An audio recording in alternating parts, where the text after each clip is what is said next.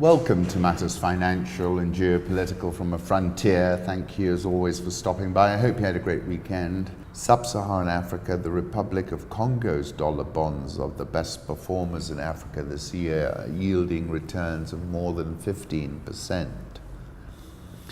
Agreed in principle on a debt restructuring with China, a precondition for an IMF fund bailout, and with commodities trading house Trafigura to reorganize millions of dollars in oil for cash loans. On the other side of the spectrum is Zambia, which is yet to start formal talks with the IMF and agree on better terms for Chinese loan repayments. According to Paul Wallace, it's all about the progress made with China. But watch this, Congo President Sassou Nguesso arriving for a national event. You can't make it up. Zimbabwe's economy pronounced dead, set to contract 20% in 2019, Sputnik. GDP rose 4% last year, but the nation's inflation rate accelerated from 20.85% in October to 75.86% last month. The economy is set to actually contract by 20% in dollar terms this year. The Reserve Bank of Zimbabwe pronounced on Twitter that it's drawing down $500 million on Monday to supply the interbank forex market to meet the forex payment. Piers Pigu replied to Muthuling Cube, "Is this $500 million facility from Afreximbank? What are the cost and conditions for Zimbabwe?" That took me back to a writer I've been reading, Yuval, who said money is accordingly a system of mutual trust. And not just any system of mutual trust. Money is the most universal and most efficient system of mutual trust ever devised. In other words, money isn't a material reality, it is a psychological construct. It works by converting matter into mind. The RTGS black market rate weakened 30% last week to a record low of 7 on the streets of Harare. The official rate is 3.45, the widest since the interbank market was opened.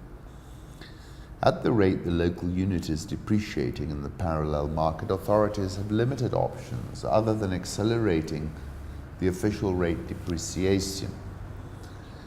21st of January, I said the point I'm making is that there is a correlation between high inflation and revolutionary conditions.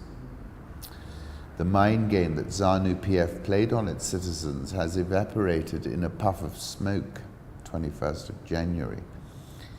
AB InBev Zimbabwe head sees long winter ahead as demand slumps. Zimbabwe's biggest company by market value is bracing for cash-strapped consumers to spend less on its beverages in the months ahead. Manufacturer of Zambezi lager beer and Coca-Cola sodas is already grappling with foreign exchange shortages that are crimping its ability to procure raw materials and service debt. Demand for its products is also being constrained by an inflation rate of 75.9%. We are in for a long winter, Guerrero said. The IMF last month said Zimbabwe will shrink 5.2% this year. The reduced disposable income and difficult operating environment has resulted in subdued trading at the front end of the new year. Saudi Arabia deposited $250 million into Sudan's central bank. This is part of a pledge to send $3 billion worth of aid to Sudan that the UAE and the Kingdom have made. Kenya has lost its top spot as the top performing sub-Saharan African market in 2019. Zambia leads at 9.5%. Followed by Uganda at 4.1%. Worst performing is Nigeria, having shed 7.1%. Price earnings ratio in Nairobi is 11.3, Tanzania is 4.3, Zambia 6.9, Nigeria 7.1. South African all shares up 6.53% this year. Dollar rand, the rand is heading back towards the lower end of the range, 14.37. Egyptian pound 17.03.